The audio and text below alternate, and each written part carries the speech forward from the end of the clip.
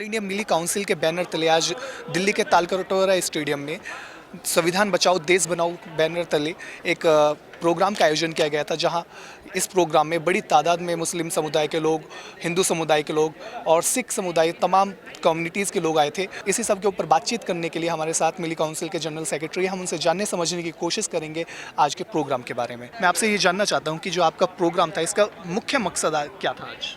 Convention का मकसद ये था कि जो आइन है, दस्तूर है, कॉन्स्टिट्यूशन है, वो हमारे पूर्वकों ने, हमारे असलाफ ने आज़ादी लड़ के ग़ुलामी से निकल करके ये दस्तूर बनाया था। और ये दस्तूर हिंदुस्तानियों को दिया गया, जिसमें कहा गया वी द पीपल, उसको दे दिया गया। अब वी द पीपल की जिम्मेदारी है कि अगर दस्तूर ज़रा भी गड़बड़ होने का ख़तरा है तो उसको कैसे बचाया जाए। ख़तरा कहाँ है? ख़तरा वहाँ है कि जिसमें ये बात कही गई कि एक तो है इंसाफ, दूसरा बराबरी का दर्जा सबको मिलना, तीसरा भाईचारगी को कायम करना, और चौथा आज़ादी से रहना, सुनना, समझना, खाना पीना, ये आज़ादी का हिस्सा। आज जो है वो दो चीज़ें सबसे ज़्यादा ख़तरे में, भाईचारगी जिसे फ्रेटर्निटी कहते हैं, और इक्वलिटी। इक्वलिटी एक ऐसा ग्रोह इस पावर में आया है कि कहता है कि इंसान बराबर नहीं हो सकता।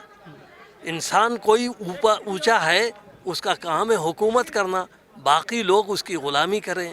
और उसी तरह से भाईचारगी, तो उसके वजह से चाहे वो गरीब मुसलमान हो या दलित, चाहे गाय का मसला हो या किसी और का मसला, उसे डराने, खौफज़दा करने, उसे मारने, सिर्फ उसकी वजह यह है कि चूँकि बराबरी का हिस्सा वो चाह रहा है और वो भाईचारगी चाहता है, तो उसे खौफज़दा कर दिया जाए। तो ये ख़तरे में पड़ गया है। जो प्रीएम्बल ऑफ कॉन्स्टिट्यूशन का जो चार हिस्सा हमने बताया, ये दोनों बहुत ख़तरे में पड़ गया है। तो इसलिए इस मुल्क के सारे शहरियों जो इंसाफ को पसंद करते हैं, जो भाईचारगी को पसंद करते हैं, जो दस्तूर को और कॉन्स्टिट्यूशन को पसंद करते हैं, जो मुल्क के कानून की इज़्ज़त करते हैं, उन सब को जमा हो करके अपने दस्तूर की हिफाजत करना ज़रूरी है। अगर ये महफूज नहीं हो सका तो उन लोगों का जो 3 से 5% की आबादी रखते हैं, वो इसका मालिक हो जाएगा और उसको जैसे चाहे उसमें हो सकता है कि मनुस्मृति एक कानून की शक्ल में आ जाए।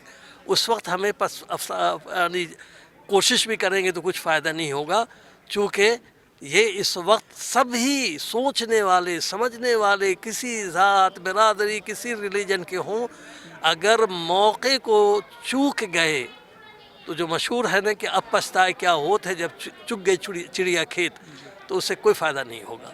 तो सर, आपको क्या लगता है कि हमारे समाज में, हमारे देश में ऐसे कौन से वर्ग हैं जो इस तरह के भाईचारे और इक्वलिटी को तोड़ना चाहते हैं और अपने खुद के एजेंडे को आगे लाना चाहते हैं? मेरा ख्याल है किसी से ढकी छुपी नहीं है।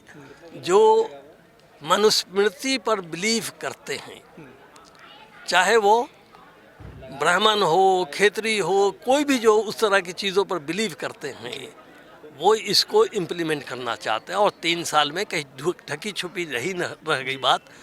जो सिविलाइजेशनल कंट्रीब्यूशन मुसलमानों का है, जैसे ताजमहल कहा जा रहा है कि भाई ये तो मुल्क का कंट्रीब्यूशन नहीं है, तो सारी दुनिया उसको कंट्रीब्यूशन मान रही है और कुछ लोग कहते हैं कि नहीं है।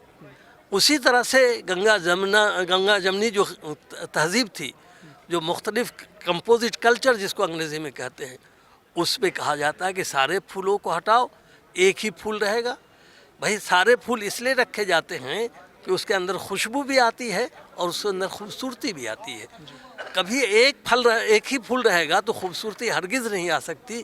तो जो लोग खूबसूरती को मिटाना चाहते हैं, जो लोग किसी भी रिलीजन के लोगों की कंट्रीब्यूशन को मिटाना चाहते हैं, जो भाईचारगी को तोड़ना चाहते हैं, क्योंकि हम सदियों से साथ रहे हैं और ये मुल्क जहाँ तक बढ़ा है वो सारे लोगों के कंट्रीब्यूशन में बढ़ा है, तो इसलिए उसको खूब लोग पहचान रहे हैं। दबाव में पड़ जाना अलग बात है, धोखे में पड़ जाना अलग बात है, नफ़रत को फैलाने की वजह से कुछ नौजवान जो है वो यानी मुसलमानों के ख़िलाफ़ खड़े हो जाएं तो वो दूसरी बात है, लेकिन ये न हमारी ये परंपरा रही है, न ये हमारा सिविलाइजेशन रहा है, न ये हमारा कल्चर रहा है। सर अंतिम सवाल, क्या आपको लगता है जिस तरह से विशेष तौर पे मुस्लिम समुदाय के लोगों को टारगेट किया जा रहा है पिछले कुछ समय से, चाहे वो उत्तर प्रदेश में हो, हरियाणा की बात हो, हर जगह ये देखने को मिल रहा है, क्या लगता है कि इसके पीछे जो असामाजिक तत्व है उनका क्या एजेंडा है और उन्हें किसका सपोर्ट मिल रहा है?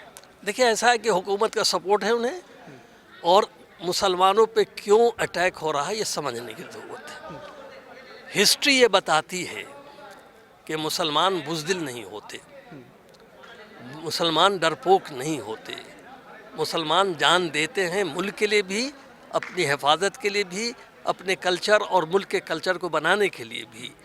लेकिन उसे ये मालूम है कि अगर मुसलमान बुज़दिल हो गया तो बाकी दलित और अदर कम्युनिटीज़ को दलित डराने में कोई देर नहीं लगेगी।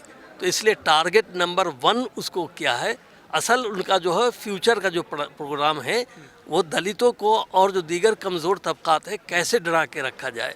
अगर मुसलमान पूरे कौम के लिहाज से डर गए तो फिर उन लोगों को कोई बचाने वाला नहीं होगा, क्योंकि ये उसके पीछे छुपा हुआ एजेंडा है। तो आपको लगता है कि मुस्लिम्स के बाद SC ST और जो OBC बात माइनॉरिटी दूसरे हैं की- वो हाँ, उनके निशाने पर मैं तो कह रहा हूँ बात तो बात है। देखिए अभी सामने हो चुका भाई, अरे वो दलित जो है, चाहे वो सहारनपुर का हो या जो मरी हुई गाय के चमड़ा उधेड़ने पे उसको कत्ल कर दिया जा रहा है, तो क्या चीज़ छुपी रह गई है? कोई चीज़ छुपी नहीं है। बस ये है कि कुछ लोग हिम्मत से आगे बढ़ रहे हैं, कुछ लोग जो है तो देखते हैं कि ज़रा और थोड़ी देर देख लेते हैं, कुछ लोग जो है सोचते हैं कि बाद में सोचेंगे। तो उसके बाद वही होगा कि अभी मेरी बारी नहीं है, अभी रुकते हैं, जब उसकी बारी आएगी तो उसको बचाने वाला कोई नहीं। तो ये थे हमारे साथ ऑल इंडिया मिली काउंसिल के जनरल सेक्रेटरी, जिनका साफ तौर पे यही कहना है कि जिस तरह से देश में मुस्लिमों को टारगेट किया जा रहा है, उसके उनके अलावा दलित, OBC माइनॉरिटी, दूसरे समुदाय के लोगों को टारगेट किया जा रहा है, वो कहीं ना कहीं देश के लिए, देश की अखंडता और एकता के लिए खतरा है। और यही बड़ी बात इन्होंने कही। और साथ में जो सरकार का, जो प्रशासन का जो रवैया देखने को मिल रहा है, उस पर भी उन्होंने सवालिया निशान उठाया। कैमरा पर्सन तारा दत्त के साथ मैं अंकित नागर, नेशनल दस्तक, दिल्ली।